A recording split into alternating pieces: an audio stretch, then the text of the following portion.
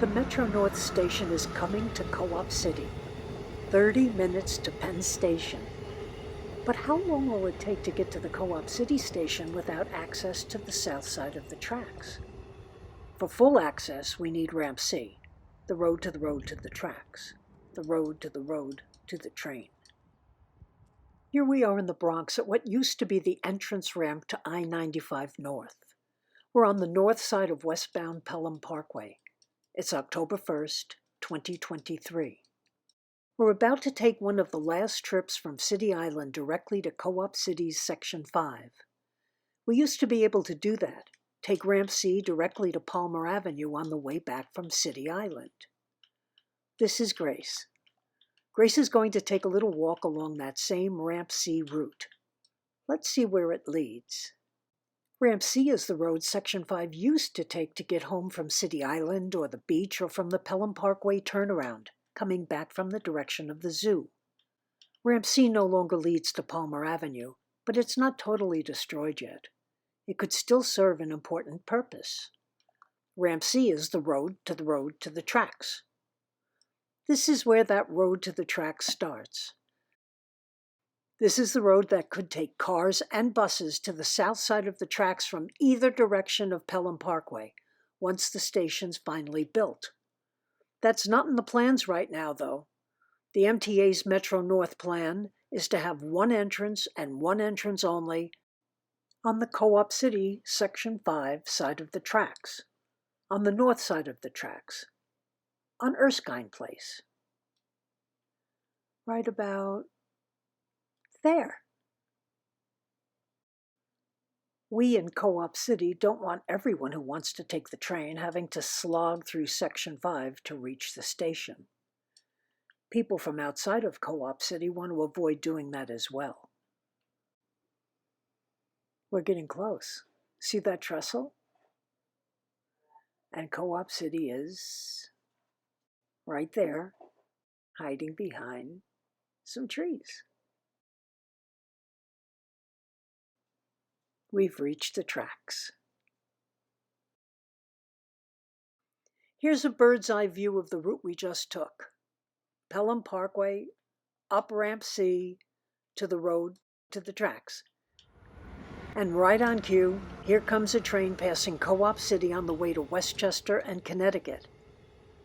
On the far right is a Chevron high-rise. It's on Erskine Place.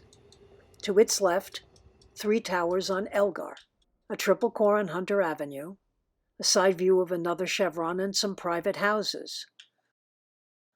Some people who really ought to know better have been saying it's all wetlands back here. Hopefully this will set the record straight.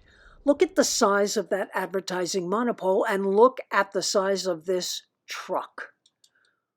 That picture was taken a couple of years ago. The area was cleared out by last November, but make no mistake, the road to the tracks around the circle of trees, that's been there for as long as anyone can remember. When Grace walked the area the month before, there were trucks, and more trucks. That swath of green she's pointing to the right of the monopole, is the enclosed part of the pedestrian railroad bridge. Goes right over the tracks, and so does I-95. Here's a bird's eye view of the monopole, a rear view of the trestle, Erskine Place sliced in half to make way for construction, northeastern bound train to the right, the BX M7 express bus making a tough turn to head east and under I-95 to the south entrance ramp. This is what the station is supposed to look like, except Co-op City will be spelled correctly without that capital O. It's shown on Erskine at DeReamer Avenue, but one little thing is missing, the interstate. This would be the view from the south of the tracks if the MTA relents and gets funding to spring for a second access point to the station. And this is where they've decided the station is going to be placed, under I-95. Can't quite picture it? How about now? Oh wait, it's under I-95, not on top of it. That's better. This is why we need to insist that the next renderings of the station plans can't just be drawings. They must be 3D models of the station, of the interstate, and of the entire area. Somebody call Lionel, or any one of a dozen other model train manufacturers is at your Googling fingertips. And again, this is where the station's going to be put. Little more, little more, little more. That's it. Under the pedestrian railroad bridge and under I-95. A lot of work's been done on the south side of the tracks, especially between October and December. They've drilled a lot of holes. They're taking these blue 16-foot-long pilings, filling them with rebar. Then this machine pounds them into the ground till they look like this, ready for someone to pour the concrete. What for? They're preparing a foundation for the substation being built over here on the south side of the tracks. Here's how the MTA depicts that process in their latest February 2024 newsletter. Substations convert regular public utility electric power to the type needed to power a rail system. And here are two Wikipedia examples of two very different-looking substations.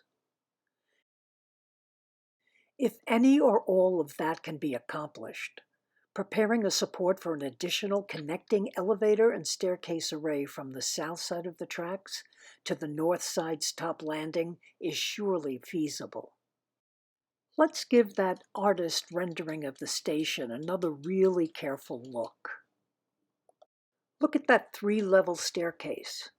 There are 4 people standing on the first level landing, 2 at the top of the second landing, and then if you look a little further up and to the right, you see 3 more people standing on top of the third landing by the elevator staircase array. Those tiny people, after going up, go over, and down to a platform in between the southbound Manhattan side and the northbound Connecticut side. It's hard to see, but look at the word station. See the letter N? Directly to the right of that N is another elevator. That elevator is part of the elevator and staircase array that takes passengers to the center platform to board trains going in either direction. What's stopping the MTA from building a third elevator and staircase array on the south side of the tracks to connect to the other 2? Only money. But this is something we need. Co-op City and the surrounding neighborhoods need both sides of the track's station access, not just the planned station entrance on Erskine Place on the Co-op City north side of the tracks. That plan forces everyone wanting to take the train to travel through Section 5 to reach the station via one of these 3 routes. From the Hutch North Exit 2 onto Bartow Avenue and down the single-lane Hutchinson River Parkway east to Palmer to Stillwell to DeReamer to Erskine, or from I-95 North, Exit 9 to Palmer to Stillwell to DeReamer to Erskine, or from Gun Hill Road and or I-95 South, Exit 9 to Erskine. Sticking to the one-station entrance plan as is beyond problematic. It makes the station functionally inaccessible, as one official's legislative assistant put it. The one-station entrance plan unduly burdens Section 5, as well as those coming from outside of Co-op City, especially for those driving from City Island and from points south. The area south of the tracks could always be reached by taking I-95 south to this authorized vehicles only offshoot off Exit 8C, heading to westbound Pelham Parkway. But to save Section 5 from hellish traffic jams and to allow outsiders to get to their closest and most convenient train station, full access is needed. And to best accomplish that, to easily and efficiently take bus riders and drivers directly from Pelham Parkway to the station, a preserved remnant of Ramp C is necessary. And of course, we also need a park and ride. That's where Selby Transportation Corporation Bigger Yard comes in. The Selby lot is where off-duty school buses used to be parked. The MTA is temporarily leasing that lot from Selby. Right next to it, on the other side of that fence, is another lot about the same size. You couldn't find a better park and ride location. All last summer, we were struggling to save Ramp C. We were hoping to get a waiver to stop Ramp C's destruction. We tried to get our land swap request added to the pending MTA alienation of parkland bill. We didn't know that the MTA's waiver had already passed the Assembly and the Senate and was signed by the governor in June 2023.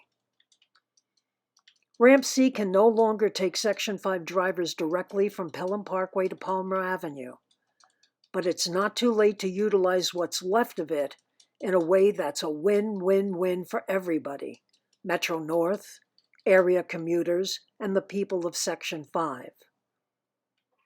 We're leaving the lot, the only realistic location for a future park and ride. We come to this fork.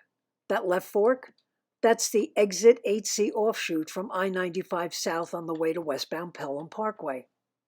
If these signs look familiar, you know this is still the only way for authorized vehicles to get to the south side of the tracks. Now back to the fork. The to and from the tracks Pelham Parkway fork. The right fork exits onto that same exit ramp, ending further west on Pelham Parkway. Just a little further west than where we first turned off it to reach the south side of the tracks from what was once Ramp C.